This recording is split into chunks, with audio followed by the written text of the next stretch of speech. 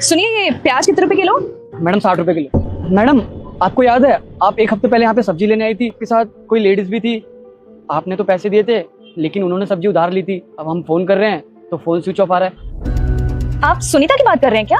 हाँ मैडम, शायद उनका नाम सुनीता ही था। आप बता सकते हैं उनका घर कहाँ है?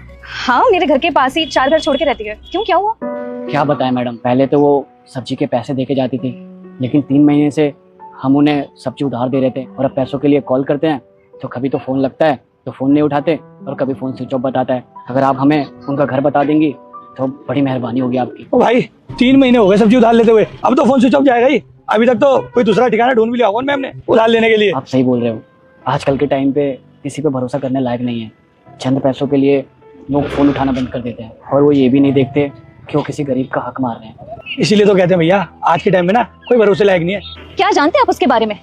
किसी के बारे में पूरी सच्चाई जाने बिना ना किसी को जज नहीं करना चाहिए। भैया आपको नहीं पता उसके साथ कितना बुरा हुआ है।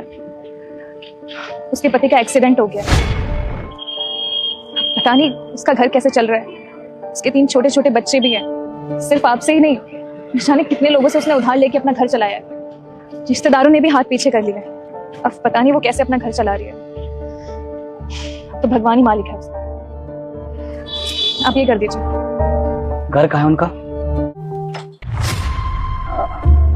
रुस्तम भैया। आप इतने दिनों से आ नहीं रही थी तो हमने सोचा हम ही चले जाते हैं। भैया हमें माफ कर दीजिए, हम आपके सारे पैसे लौटा देंगे। अरे नहीं नहीं, हम पैसे मांगने नहीं आए, हम तो आपको ही सब्जियां देने आए। सब्जियां? पर भैया इन सब्जी के बदले हमारे पास पैसे नहीं आपको देने के लिए। हमने कब कहा कि हमें इनके पैसे चाहिए? और एक बात बताइए, जब आप हमारे दुकान पे आती थी हमें क्या कहती थी?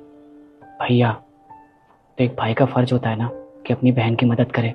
तो क्या हम इतना भी नहीं कर सकते अपनी बहन के लिए? जब तक हम जिंदा है ना, आपका चूल्हा नहीं बुझने देंगे।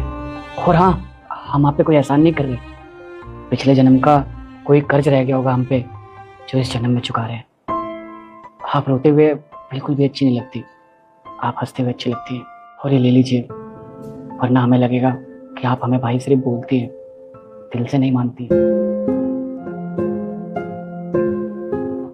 अगर आपको किसी भी चीज़ की जरूरत पड़े तो हमें ज़रूर बताइएगा, आपका भाई हमेशा आपके साथ है।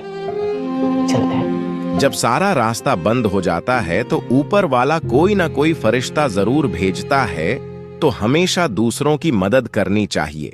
गाइस बहुत मेहनत करती हूँ तो वीडियो को लाइक करके चैनल को सब्सक्राइब कर दो और एक प्यारा सा कमेंट भी कर दो। फुल